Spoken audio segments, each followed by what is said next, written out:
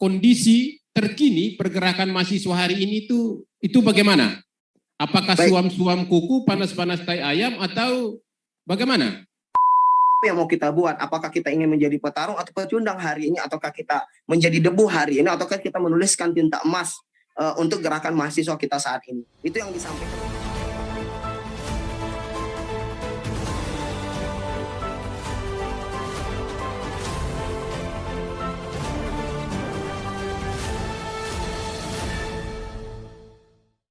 Bung Khairuddin? Beliau sudah bergabung. Silakan Bung menyampaikan kondisi pergerakan mahasiswa hari ini, termasuk terakhir kemarin ke istana, apa yang terjadi di sana, apa diajak untuk berkompromi atau tetap di jalur perjuangan atau bagaimana? Ya, silakan. Tapi tema besarnya tentang gerakan mahasiswa dan perubahan. Silakan Bung Khairuddin, kita mendengar pandangan dan pikiran-pikirannya. Ya, terima kasih dari sekarang Bang ya.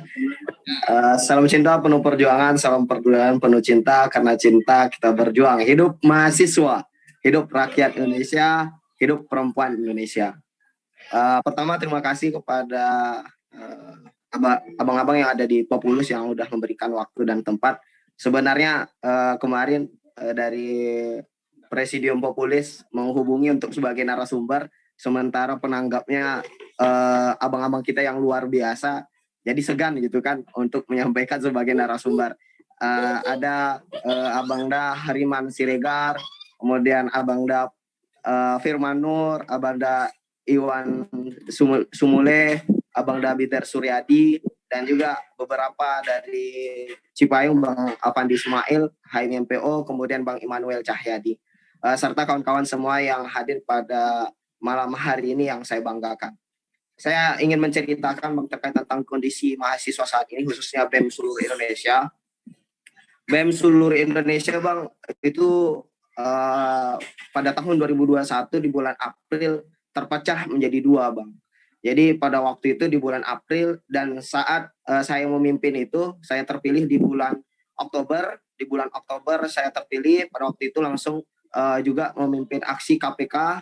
Waktu itu bagaimana mencopot Ketua KPK Firly Bahuri G30 STWK, kemudian 30 September terkait tentang TWK, kemudian 7 tahun kepemimpinan Jokowi, bagaimana 7 tahun kegagalan Jokowi pada waktu itu, kita menyampaikan 12 tuntutan. Oh ya, koreksi dari HMMPO ya. Oh ya, terus dan juga pada waktu itu ada 12 tuntutan yang diterima Kepala Presiden Muldoko pada waktu itu. Kemudian waktu itu dari bulan November sampai Februari, kenapa banyak kekosongan BMC pada waktu itu, karena di kampus, seluruh kampus masa transisi pergantian dari Presma 2021 ke Presiden Mahasiswa 2022. Akhirnya kita membutuhkan momentum, kita lupakan masa transisi. Akhirnya pada waktu 3 Maret 2022 kita konsolidasi nasional di BMC untuk sepakat bahwa di tanggal 28 Maret kita mengadakan aksi nasional. Oleh karena itu bisa dicek di IG BMC, kita mengadakan webinar-webinar terlebih dahulu, walaupun banyak serangan juga negatif terkait tentang bahwa mahasiswa kemana saat ini. Tapi kita simpan terus tanggal 28 Maret, karena kita melahirkan momentum, memunculkan momentum. Akhirnya 28 Maret kita pecahkan. Pada waktu itu ada 18 kampus yang hadir pada waktu itu, bahkan hanya beberapa kampus yang besar yang hadir pada waktu itu di BMC Rakyat Bangkit. Jadi kita ambil tagline Rakyat Bangkit Melawan, kemudian Jokowi Pengkhianat Rakyat. Bagaimana pada tanggal 2 hari sebelum itu kita buat seruan, waktu itu konsolidasinya Universitas Negeri Jakarta, karena koordinator wilayah BSJB, BEMS Jabodetabek itu ada di Universitas Negeri Jakarta. Kita pada waktu itu mengadakan seruan ajakan untuk mengadakan aksi nasional.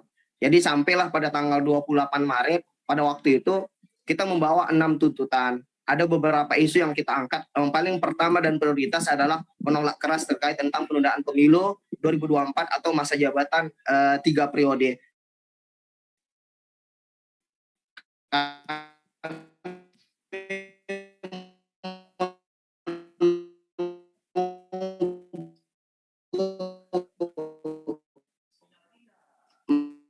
mendesak dan menuntut bagaimana goreng, kemudian bagaimana mengevaluasi menteri terkait, dan juga bagaimana menyelesaikan konflik agraria yang ada di seluruh Indonesia. Contoh bagaimana usulan aspirasi dari Jateng IE menyampaikan terkait tentang wadas, kemudian di Sulawesi Tenggara pembukaan tampang, kemudian di Riau, saya dari Universitas Riau, Presiden Mahasiswa Universitas Riau, di Riau juga terjadi bagaimana perseteruan antara PTPN dengan 997 petani pada waktu itu di sana, dan sampai sekarang belum selesai.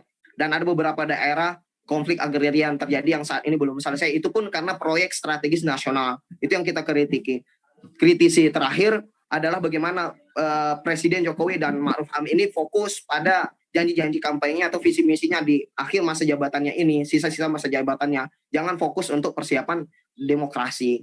Nah, itu yang kita kritisi. Ada 6 tuntutan dan 12 tuntutan jadi 18 tuntutan utang pemerintah saat ini yang harus dikabulkan dari mahasiswa. Jadi sebenarnya mahasiswa udah bergerak dari sebelumnya, cuman saat ini momentumnya udah lahir tanggal 28 Maret ini. Pada waktu kita aksi nasional jam 12.00 kita itu singgah ditahan di depan Monas. Kita belum ke Patung Kuda, kita dikandangin lah bahasanya di sana. Akhirnya kita mendesak, kita rapatkan lagi barisan, kita maju ke depan untuk sampai di Patung Kuda itu, dan ternyata dikawat di sana. Awalnya tidak boleh di sana, mengganggu lalu lintas katanya. Akhirnya kita desak maju. Akhirnya kita sampai di Kawat Duri itu.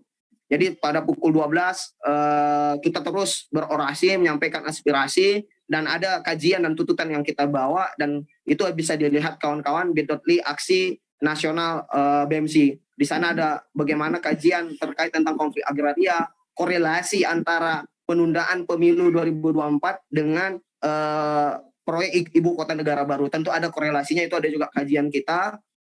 Kemudian terkait tentang stabilitas harga bahan pokok dan pangan, kesediaannya. Nah, itu dia terkait tentang pada waktu itu. Dan kita berdiskusi terus bersama Presiden Mahasiswa 18 kampus yang hadir pada waktu itu, berdiskusi bagaimana saat ini kalau seperti ini terus kita tidak ada aspirasi kita tersampaikan. Akhirnya kita maju karena Kawat Duri, kita taruh spanduk usulan beberapa kawan-kawan, usulan kita di sana, kita taruh spanduk di Kawat Duri itu, kita tekan ke bawah pada waktu itu. Akhirnya terjadi agak memanas, dari kepolisian mulai memperingatkan, kemudian kita mundur lagi, maju lagi, kemudian berdasarkan Presiden Mahasiswa pada waktu itu diskusi, bagaimana ini kalau kita saat ini kita perlu penggalangan massa lagi yang lebih besar hari ini. Akhirnya ada tuntutan, ada kajian kita bawa, akhirnya ada waktu itu Dir Intel dari Polda atau siapa gitu yang mendatangi kita. Pada waktu itu kita negosiasi bersama saya dan beberapa teman dari Presiden Mahasiswa. Kami tidak mau menjumpai staf, kami mau menjumpai Presiden Jokowi. Kalau tidak bisa, kami tahu, kami lihat postingan IG-nya pada waktu itu dia menjumpai ada tamu di Istana Negara. Kalau tidak bisa presiden, kami minta wakil presiden. Nggak bisa wakil presiden, kami minta sekelas menteri yang menjumpai kita. Akhirnya mereka menjawab, ada KSP. Siapa KSP yang hadir pada waktu itu? Staf katanya kan, staf atau tenaga ahli pada waktu itu. Akhirnya kita diskusi lagi bagaimana saat ini. Apakah kita tunggu sampai malam hari, atau kita antar kajian, kita atur lagi eskalasi gerakan, kita kumpulkan massa lagi untuk mengatur ulang eskalasi gerakan kita. Jadi pada waktu itu kita sepakatin sampai pukul 17.50 dapatlah keputusan untuk yaudah kita antar kajian ini. Pada pukul 17.30 yang perempuan kita pulangin dulu masa aksinya, 17.30 kita pulangin masa aksi perempuan untuk menjaga aman, karena pada waktu itu udah ada kesepakatan bagaimana kajian ini terantarkan. Kalau tidak terantarkan, waktu itu kita sepakatin bagaimana, waktu itu ada menteri yang mau jumpa, kita tidak tahu siapa. Oke Pak, kita jumpa di tengah-tengah antara istana dengan titik aksi, presiden mahasiswanya kita hadir di sana, di tengah-tengah di sana. Akhirnya kita sepakatin, dan kita taunya staf katanya tenaga ahli. Oh, kalau tenaga ahli nggak bisa kami tengah-tengah, hadir di sini, kami antarkan kajian ini, dan kami tunggu 2 minggu untuk menagih 18 tuntutan ini gitu. Artinya ke depan bukan menteri ataupun staf yang jumpai kita, bagaimana Bapak Presiden Jokowi yang harus jumpa sama kita. Bagaimana rakyat hari ini melalui mahasiswa meminta presiden untuk menjumpai masa aksi. Nah, itu goal yang ingin kami sampaikan pada waktu itu. Akhirnya kita sepakatin bersama Presiden Mahasiswa pada waktu itu, Karena banyak kebijakan-kebijakan hari ini ingin menunjukkan bahwa mahasiswa berdiri tegak lurus, bahwa kita sebagai oposisi, siapapun pemimpinnya, mahasiswa bertegak lurus sebagai oposisi. Oposisi sebagai apa? Pengawas dan pengontrol dari kebijakan-kebijakan dari pemerintah. Terkhusus hari ini bagaimana kebijakan yang dikeluarkan oleh Presiden Jokowi, rata-rata itu kebijakannya banyaklah tidak pro terhadap rakyat, kebermanfaatan kepada rakyat tidak banyak gitu. Bagaimana hari ini di zaman Orde Lama kita peroleh kebebasan tapi tidak peroleh kesejahteraan. Pada saat Orde Baru kita peroleh kesejahteraan tapi tidak peroleh kebebasan. Namun hari ini apakah kita peroleh kesejahteraan tersebut? Apakah kita peroleh kebebasan tersebut? Itu yang menjadi tanda tanya kenapa kita bergerak hari ini. Dan itulah BEM seluruh Indonesia bergerak hari ini untuk gerakan mahasiswa dan perubahan ini. Itu dasar kenapa kita bergerak pada waktu itu. Akhirnya kita sepakat antar kajian ini, karena sebelumnya 12 tuntutan pada waktu 7 tahun kegagalan Jokowi kita sampaikan tanggal 21 Oktober 2021 pada waktu itu. Kita sampaikan 12 tuntutan dijumpai oleh Bapak Muldoko pada waktu itu. Dan tanggal 28 Maret 2022 kemarin, ada 6 tuntutan dan itu disampaikan oleh KSP dan kami minta tidak ada negosiasi di sana. Tolong antarkan ini 14 hari ke depan kami datang Bapak Presiden Jokowi yang jumpai kita. Itu yang kami sampaikan kepada yang perwakilan itu dan tidak ada negosiasi dan kompromi saat ini. Itu poinnya. Jadi 14 hari ke depan kami tunggu kami akan lakukan lagi aksi nasional di sana dan kita akan mengatur eskalasi gerakan kembali seperti itu. Walaupun sebenarnya ada presiden mahasiswa yang bilang itu di bulan puasa, mungkin kita kesulitan dan sebagainya, tapi pada waktu itu presiden mahasiswa rata-rata dengan penguatan, yaudah kondisinya saat ini yang kondisi kalau kita tidak bergerak, kita bercerita bahwa saya sampaikan kita bergerak salah, tidak bergerak lebih salah. Lebih baik kita bergerak terus sampai kebijakan-kebijakan ini berubah gitu. Itu yang disampaikan pada waktu itu. Akhirnya kawan-kawan sepakat 14, 2 pekan, 2 minggu kita berikan waktu kepada presiden untuk menjawab semua tuntutan kita ini. Jadi aksi nasional pada tanggal 11 April 2022 kita akan turun kembali dengan eskalasi gerakan yang lebih besar. Seperti itu yang harapan dan kita akan melibatkan beberapa elemen pun untuk menggalang gerakan yang lebih besar seperti itu. Itu yang baik Bung Khairudin, waktunya cukup. 1 menit saja kita minta Bung Khairudin untuk tadi itu kan soal pergerakan BEM seluruh Indonesia hari ini, termasuk yang kemarin terupdate ke Istana Negara.